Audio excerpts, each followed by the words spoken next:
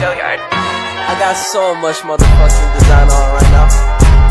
Break it down, bring it back, make it clap. I got 3 old thoughts, new guap, where that thing. Bitches on my line, and you know they cut strike. Hold up, what it not, 45, scope it cash like, whoa. High fucking with.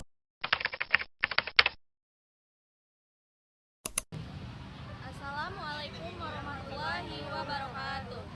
Kami dari kelompok 1 yang beranggotakan saya sendiri Nur Hidayati, saya Rifki Mariska, Saya Rian Karisma. saya Amanda Farah Akila Surti.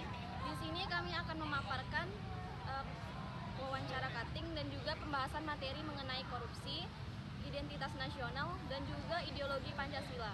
Selamat menyaksikan.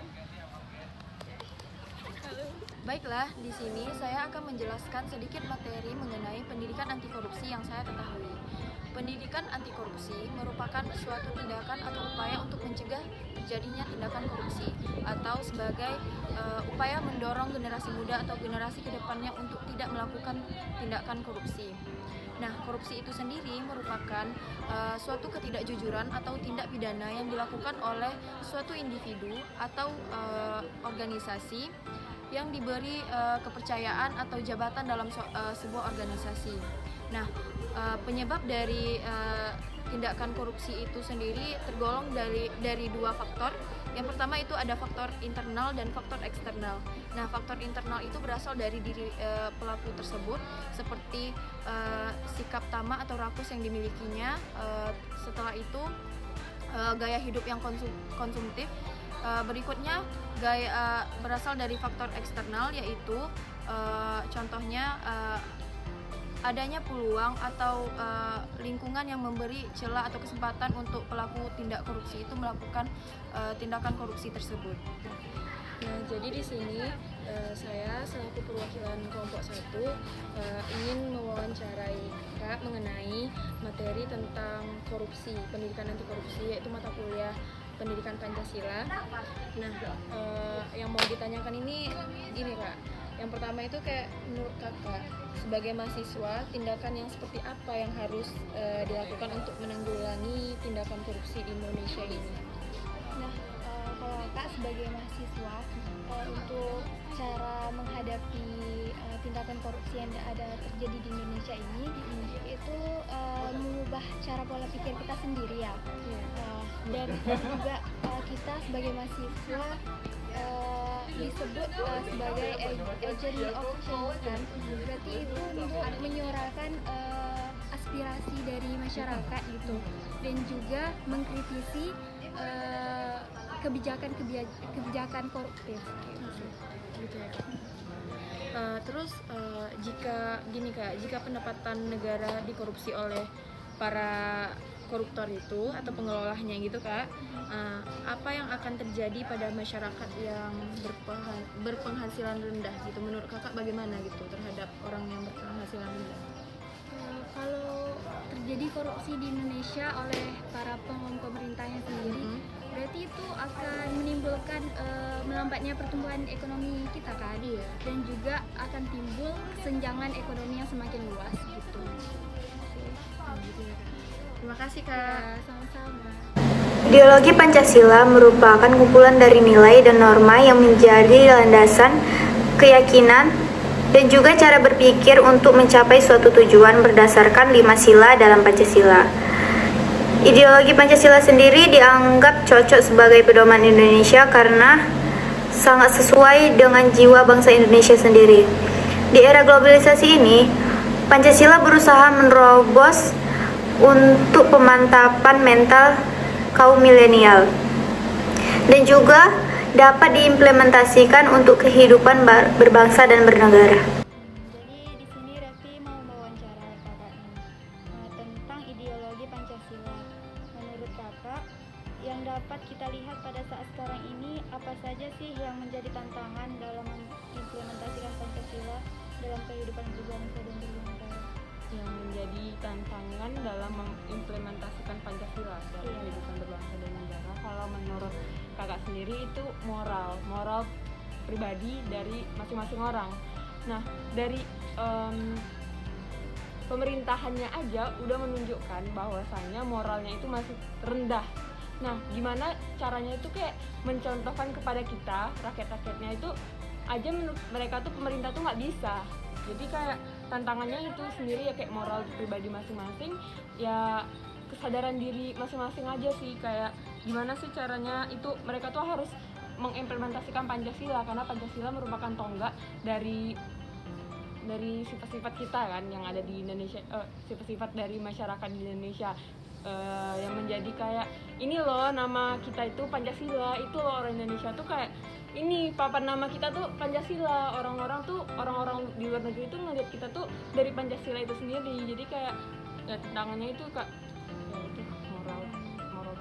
Terus kenapa Pancasila ini dijadikan ideologi di negara kita? Pancasila dijadikan ideologi di negara kita tuh ya karena Pancasila sendiri kan mengatur sikap-sikap kita, gimana cara kita berperilaku baik kepada orang-orang. Kalau misalnya nggak ada Pancasila, nanti masyarakat di Indonesia sendiri bakalan seenaknya, mulai dari kayak misalnya rasis, kayak di luar sana kan kebanyakan rasis. Nah kalau nggak ada si Pancasila ini, ya kita nanti bisa juga kayak orang di luar sana, mungkin kayak ada banyak kriminalitas, meningkatnya angka kriminalitas juga bisa. Terus juga kan ada ketuhanan yang Maha Esa. Nah di sana tuh kan mengaturkan bahwasannya di Indonesia sendiri itu masyarakatnya itu mempunyai Tuhan. Kalau misalnya nggak ada Pancasila, ya berarti nanti rata-rata masyarakatnya itu nggak megang, nggak apa lah ya nggak ada pedomannya gitu. Baik, mungkin itu aja. Terima kasih atas waktunya, Kak. Baik, di sini saya akan menjelaskan sedikit materi mengenai identitas nasional. Yang mana identitas nasional ini terdiri dari dua kata. Yang pertama ada identitas. Identitas ini merupakan tanda-tanda atau ciri-ciri atau jati diri yang melekat pada seseorang atau sesuatu yang membedakannya dengan yang lain. Nasional sendiri merupakan identitas yang melekat pada kelompok-kelompok yang lebih besar yang diikat oleh kesamaan budaya, agama maupun bahasa. Identitas nasional sebagai suatu kesatuan. Ini biasanya dikaitkan dengan nilai keterkaitan dengan tanah air yang terwujud identitas atau jati diri yang menampilkan karakteristik tertentu yang berbeda dengan bangsa-bangsa lain yang pada umumnya dikenal dengan istilah kebangsaan atau nasionalisme. Di sini cara kita mempertahankan identitas nasional apalagi pada masa era sekarang. Yang pertama itu menerapkan nilai-nilai yang terkandung di dalam Pancasila. Yang kedua ada menanamkan rasa cinta tanah air dan nasionalisme. Yang ketiga mengutamakan sikap persatuan dan kesatuan.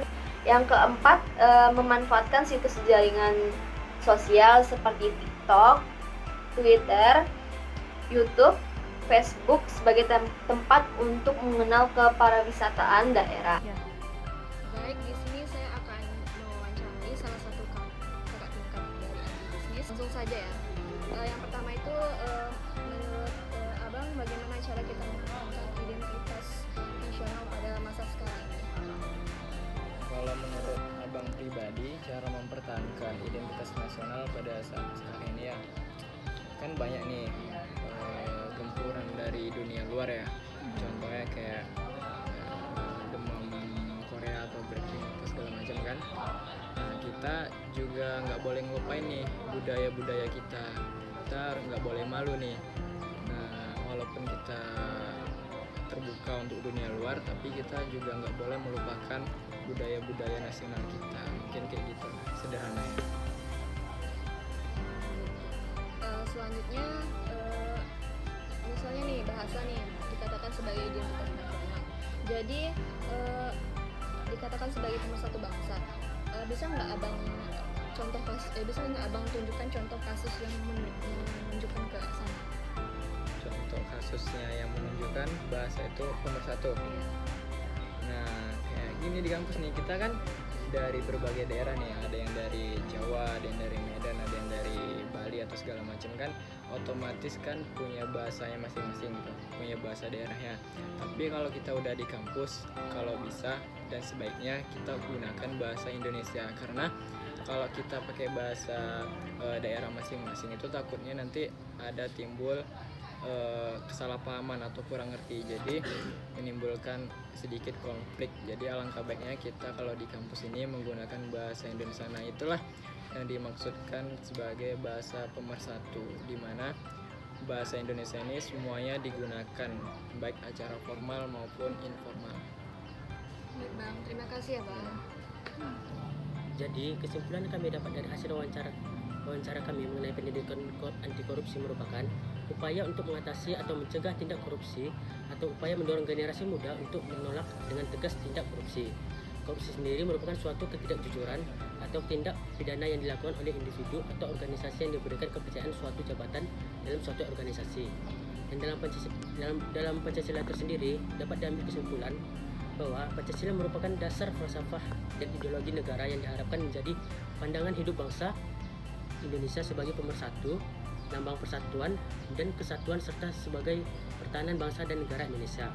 Lalu di era globalisasi seperti sekarang ini, identitas nasional merupakan hal yang harus diperhatikan karena identitas nasional merupakan hal yang membuat bertahan dan tidaknya ciri khas dan karakteristik suatu bangsa yang seharusnya menjadi kebanggaan bangsa itu sendiri.